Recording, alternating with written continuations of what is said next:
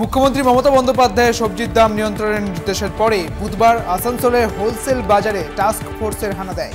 তারপরও সবজির অগ্নিমূল্য নিয়ন্ত্রণে হলো না। বাজার দরের জন্য প্রকৃতির খামখেয়ালিকে দায়ী করেছেন বিক্রেতারা। নিত্য প্রয়োজনীয় জিনিসপত্রের দাম সাধ্যের ভেতর না থাকায় মাসুল গুনছেন ক্রেতারা। প্রখর গরমে সবজি খেতেই নষ্ট হয়ে যাচ্ছে, ফলে বাজারে যোগান কমে বাড়ছে দাম, এমনই দাবি বিক্রেতাদের। ধারে কাছে নদী নেই, তবুও জলমগ্ন এলাকা। ভারী বৃষ্টি হলেই জল জমছে ফুলবাড়ি 2 নম্বর পঞ্চায়েতের জটিয়াকালীতে। ফুলবাড়ি হাই স্কুলের সামনে রাস্তা দিয়ে বর্ষাকালে চড়াই দুষ্কর হয়ে যাচ্ছে। রাস্তার উপর জমেছে জল, খানাখন্দে ভর্তি রাস্তার জল জমায় সংকটে পড়েছেন এলাকাবাসী। নিকাশি ব্যবস্থার অভাবে রাস্তায় জল জমেছে বলে অভিযোগ তাঁদের। পড়ুয়াদের কথা ভেবে অবিলম্বে জল নিকাশির ব্যবস্থা এবং রাস্তা মেরামতের দাবি তুলেছেন স্থানীয়রা।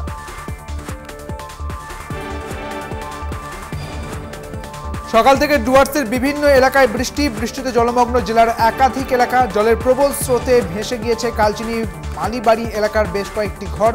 বাড়ি ছেড়ে দিতে বাধ্য হয়েছে বেশ কয়েকটি পরিবার। প্রবল বৃষ্টিতে জলমগ্ন কালচিনি এবং হ্যামিল্টনগঞ্জের একাধিক ওয়ার্ড। রাস্তায় প্রায় হাঁটু সমান জল। হ্যামিল্টনগঞ্জ 5 মোড় এলাকায় আলিপুরদুয়ারগামী রাজ্য সড়ক অবরোধ করে বিক্ষোভ দেখায় জলমগ্ন হ্যামিল্টনগঞ্জের বাসিন্দারা।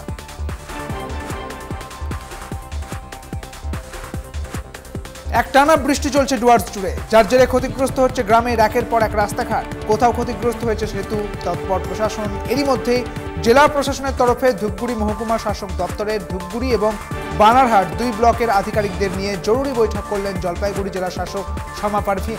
বানারহাট ব্লকের অন্তর্গত সাঁকোয়াছড়া 1 নম্বর গ্রাম পঞ্চায়েত সূত্রে খবর, উত্তরডাঙ্গা পাড়া এলাকায় ক্ষতিগ্রস্ত হয়েছে সেতু।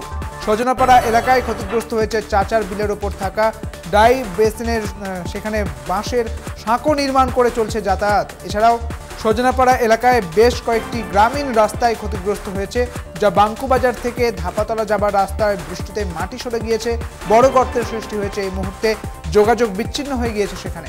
তাতেই চরম সমস্যায় পড়েছেন 2 গ্রামের বাসিন্দারা। এছাড়াও বৃষ্টিতে ক্ষতিগ্রস্ত হয়েছে প্রধানপাড়া এলাকার বেশ কয়েকটি রাস্তা।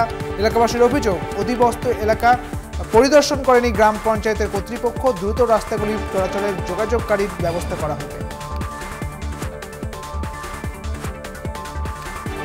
বর্ষার 3 মাস রাস্তা বন্ধ, সেতু নির্মাণের দাবি গ্রামবাসীদের। ওপারে ঝাড়খণ্ড আর এপারে বাংলা, মাঝে সুবর্ণরেখা সাপাই নদী। সেতু নেই, জল বাড়লে 20 টাকা থেকে 30 টাকা দিয়ে পারাপারের অস্থায়ী ব্যবস্থা করা হয়েছে।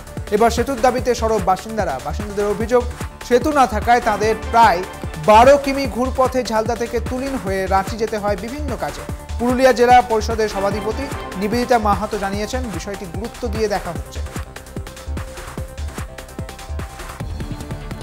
প্রথমে রেলের জায়গায় জবরদখল করে থাকা বস্তি উচ্ছেদ, তারপর রাস্তা বন্ধ করতে গিয়ে বিক্ষোভের মুখে রেল কর্তৃপক্ষ। বৃহস্পতিবার সকালে কাটোয়ার কেশিয়া মাঠপাড়া এলাকার ঘটনা। খোলা ফটকের রাস্তা বন্ধ করতে এসে এলাকাবাসী এবং শাসক দলের বিক্ষোভের মুখে পড়তে হলো রেল কর্তৃপক্ষকে। স্থানীয় সূত্রে খবর, দীর্ঘ প্রায় কয়েক দশকের পুরনো এই খোলা ফটক দিয়ে যাতায়াত প্রায় কয়েক হাজার মানুষের। ফটক পেরিয়ে প্রতিদিন স্কুল, মাদ্রাসা, মসজিদ এবং হাসপাতালে যান এলাকাবাসীরা। পাল্টা রেল কর্তৃপক্ষের দাবি, প্রায় দিনই এই রাস্তায় দুর্ঘটনা ঘটে। সেই কারণে রেলের ঊর্ধ্বতন কর্তৃপক্ষের রাস্তাটি বন্ধ করার নির্দেশ দিয়েছিল। সেই মতোই তারা কাজে এসেছিলেন। আলটিমেটাম শেষ হতে এই হকার উচ্ছেদ ক্ষীরপাইয়ে। দখলমুক্ত করতে 1 সপ্তাহের আলটিমেটাম, চলে মাইকিং। সময় শেষ হতে সরকারি জায়গা দখলমুক্ত করতে চলল বুলডোজার। তুলে দেওয়া হয়েছে ঘাটাল চন্দ্রকোনা গুরুত্বপূর্ণ রাজ্য সড়কের ধারের ছোট দোকানগুলিকে। স্থানীয় ব্যবসায়ীরা জানিয়েছেন, দীর্ঘ কয়েক বছর ধরে ফুটপাথে ব্যবসা করতে এসেছেন তারা। বছরের পর বছর ট্যাক্সও দিয়েছেন পুরসভাকে। সরকার থেকে পুনর্বাসন দেওয়ার আগে উচ্ছেদের জেরে চিন্তা ব্যবসায়ীদের। মুখ্যমন্ত্রীর নির্দেশ উপেক্ষা করে শান্তিনিকেতনে বুলডোজার তাণ্ডব অব্যাহত। বোলপুর পৌরসভার ফুটপাথ উচ্ছেদ অভিযানে ভেঙে গুড়িয়ে দেওয়া হলো দোকান। রবীন্দ্রনাথ ঠাকুরের শহরে একের পর এক তাসের ঘরের মতো ভেঙে গেল শেষ সম্বলটুকু। পৌরসভার দখলমুক্ত অভিযান ঘিরে চাঞ্চল্যকর পরিবেশ শান্তিনিকেতনে। বোলপুর পৌরসভার তরফ থেকে জানানো হচ্ছে, মানুষ স্বতঃস্ফূর্তভাবে দোকান সরিয়ে নিচ্ছে না এবং অনেক ব্যবসায়ীর অভিযোগ, রাস্তা থেকে অনেক দূরে অস্থায়ীভাবে ব্যবসা করে থাকেন তারা। সামনে পুজো, কপালে চিন্তার ভাঁজ সবারই।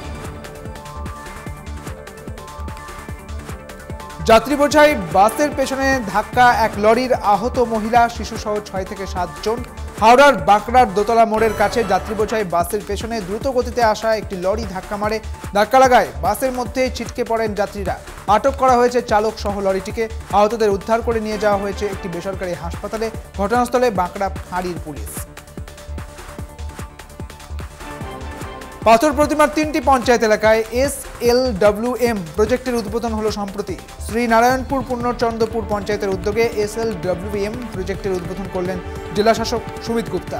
মূলত গ্রাম পঞ্চায়েত এলাকা পরিষ্কার রাখতে এই উদ্যোগ নেওয়া হয়েছে। প্রথম পর্যায়ে এলাকায় বাজার থেকে বর্জ্য পদার্থ সংগ্রহ করবে পঞ্চায়েত এবং পরে সংগৃহীত বর্জ্য পদার্থ জৈব সার তৈরি করা হবে বলে জানা গিয়েছে। প্রজেক্টটি নিয়ে জেলা প্রশাসন আশাবাদী বলে মন্তব্য করেন মহকুমা শাসক সুমিত। সমাপ্ত হয়েছে রানাঘাট দক্ষিণ বিধানসভা কেন্দ্রের উপনির্বাচন। তারপরই কেন্দ্রীয় বাহিনী এবং রাজ্য পুলিশের ঘেরাটোপে স্ট্রং রুমে চলছে প্রখর পাহারা। নদিয়া রানাঘাট কলেজে করা হয়েছে রানাঘাট দক্ষিণের স্ট্রং রুম। নির্বাচনী আধিকারিক এবং কেন্দ্রীয় বাহিনীর আধিকারিকরা এসে তদারকি করছেন সেখানে। আগামী 13ই জুলাই নির্ধারণ হবে কার মাথায় উঠবে জয়ের মুকুট।